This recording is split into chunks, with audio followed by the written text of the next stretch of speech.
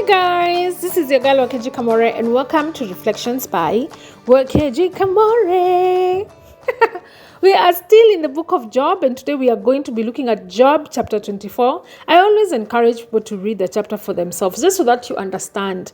Also, you can read it in different versions, because I love reading it from the easy to read version just so that we have we have a better understanding of what is happening in the chapter. We have a better understanding of what God wants to teach us from this word and from his word. And we also have a better understanding of the emotions that Job is going through and how we can relate to those when we are going through difficult times. All right, so let's read chapter 24. And then I'm going to share what I think are the lessons from this chapter. And I'm going to share what, like just a summary of the chapter after I am done reading it. All right, so let's read. This is still Job. He's still the one speaking. So let's see what it is that he's saying in this chapter. Chapter 24, he says, "Why doesn't God all-powerful set times for judgment? And why can't his followers know when those times will be?" In basically, anasema, God anafaa tume memo, aseme hii ndio judgment day, ama hii ndio time na judgingi watu, and then, yes, send it to his followers, so then his followers can be present for the judgment. Verse 2, it says, People move property markers to get more of their neighbor's land. People steal flocks and lead them to other grasslands. They steal a donkey that belongs to an orphan. They take a widow's cow until she pays what she owes them. They take a nursing baby from its mother. They take a poor person's child to guarantee a loan. They force the poor to move out of their way and get off the road. The poor are like wild donkeys that go out to the desert to find food. From morning to night, they work together to gather food for their children. They have to work in the fields, harvesting grains. They work for the rich, gathering grapes in their vineyards. They must sleep all night without clothes. They have no covers to protect them from the cold. They are soaked with rain in the mountains. They stay close to the large rocks for shelter. They have no clothes, so they work naked. They carry piles of grains for others, but they go hungry. They press out olive oil and walk on grass grapes and winepress, but they have nothing to drink.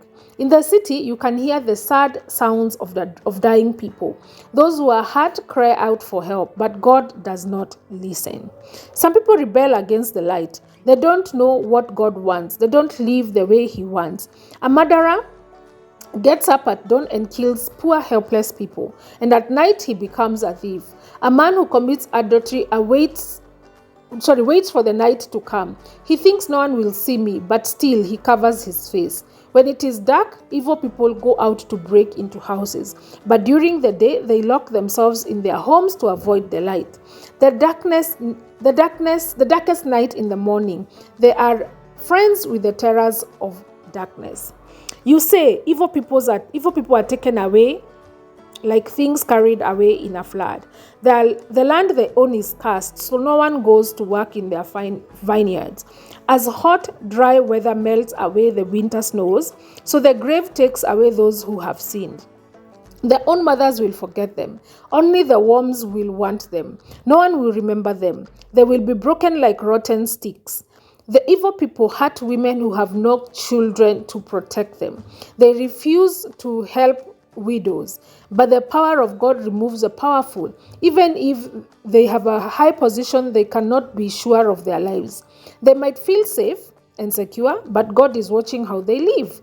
They might be successful for a while, but then they will be gone. Like everyone else, they will be cut down like grains. I swear these things are true. Who can prove that I have lied? Who can show that I am wrong? All right, cool. So that's the end of the chapter. And sometimes I just feel like I feel Job in this chapter, and he's questioning the usual idea of God's fairness that his friends is talking about, because his friends are talking about how God is fair, and Job is over here saying, but the poor people are doing so much work and they have nothing. They have to work for the rich, and the rich sometimes even take their children just so that they can pay their loans. And I mean, these guys have no clothes. They're sleeping without blankets. They're working in the fields even when it's raining. And Job is just like, I don't understand this usual idea of fairness that these friends are talking about, that you guys are talking about. He points out how suffering in the world often seems random. It feels like when bad people are thriving and good people are just struggling. And Job disagrees with his friends, and his friends' simple answers, and argues that God's way are more complicated than they think. So it's basically, he's not saying this is exactly how God operates. He's just saying it's not as simple as you guys think it is. You cannot just put everything in a box and say good people will just have a good life and bad people will just have a bad life. Yet there are people in the world who are bad and they're thriving, and there are people who are in the world who are good but they are poor and they're living the least they are living with the bare minimum, and they really literally are just poor and struggling and suffering. So Job is just saying to his friends, it's not as black and white as you want to make it look. Everything is not as black and white as you want to make it look. Like, if you're a good person, then your life is just great. And if you're a bad person, then God is just apple when you're being bad, punishing you. Job is like, no, there are some instances where bad people seemingly thrive. And I've seen that even in my very short life that I have lived. I've seen that sometimes it just looks like bad people are thriving. I don't know what awaits them in the future, or maybe I know what awaits them in the future, but in that specific point when you're looking at them and you are like at your lowest, yet you feel like you've done things the correct way, you just feel like the person who is doing things the bad way, they are bribing, they omeja to corruption. It just feels like they are thriving, and you're just over here behind in bills, behind in life, behind in the lifestyle that you're living, and you just see bad people rich, driving big cars, and living really better lifestyles, traveling the world and doing the things that you would like to do. So Job is saying it's not as black and white as you guys want to make it look. Is it black and white? As far as I'm concerned, I think I am with Job. I don't think it is as black and white as we would want it to be, because then life would be easy. If it was black and white, we would all be righteous and then we would all be successful. But it's not necessarily like that. The people who are good, the people who are believers, and they're still struggling in their lives. So it's not as black and white as it would seem, or rather his friends are making it look like. What do I learn from this chapter? That it's normal to see the unfairness that is in the world and feel bad and feel like this shouldn't be happening. It's normal to see people who shouldn't be struggling and thinking, hey, but God, is this even fair?